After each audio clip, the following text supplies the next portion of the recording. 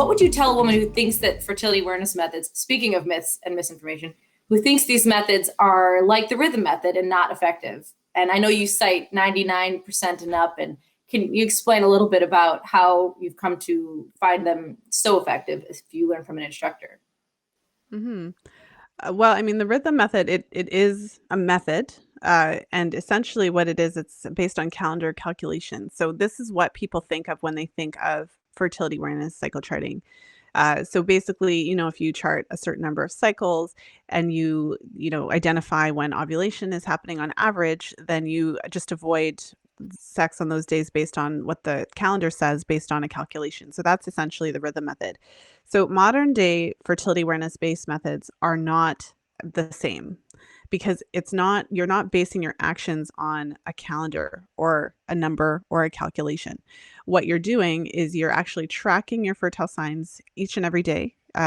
You're understanding what's happening in your cycle. So the only time in your cycle when pregnancy is possible is in the first half, the pre-ovulatory phase. That's the only part of the cycle where pregnancy can happen. And once you ovulate, pregnancy can't happen. So first of all, educating yourself on that is really important. The second thing that's important with modern fertility awareness based methods is that you track your signs. So you can actually tell when you're fertile or not based on whether or not you see cervical fluid, based on the changes in your cervical position. And so it's literally like every day you're saying, am I fertile or not today based on what I saw? And so it's a very different approach. The most commonly cited study regarding the effectiveness of symptothermal methods. Symptothermal means that you're adding the cervical fluid, the cervical position to the basal body temperature, 99.4%. So in that study, the participants were trained in a specific method from, certified instructors, and they were following the method exactly. And so what it means is that if you identify the days in your cycle which you can get pregnant and you do not have unprotected sex on those days, then you can't get pregnant. The key is to figure out though, again, there's many different fertility awareness based methods. That's why I keep saying that. And so the key is to really choose one and to follow the rules, to understand the rules, to follow the rules correctly. And it's incredibly freeing.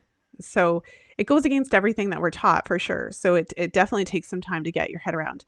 I work with clients and there's different phases that you have to go through. So the first phase is like kind of like the education phase where you have to dispel a lot of those myths. So for example, you have to kind of unlearn all of the things that make you afraid of getting pregnant.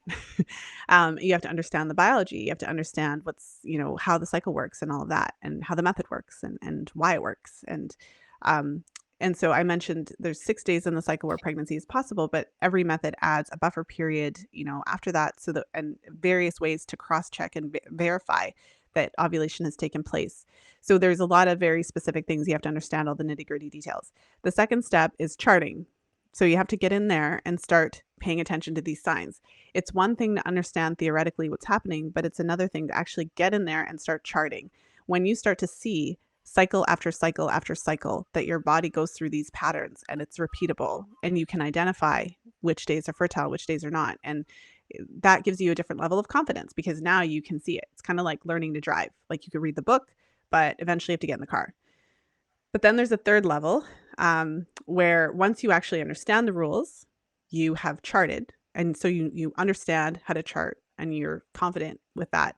The third stage is actually to, have unprotected sex during the period of time that is infertile, get your period, right, after a mild freak out, and realize that the method works. And so these three stages are what needs to take place before anyone can truly be confident, Yeah. And so someone who is on birth control right now and has never even considered using a method, of course, it's completely terrifying, but it's a lot different once you've gone through the process.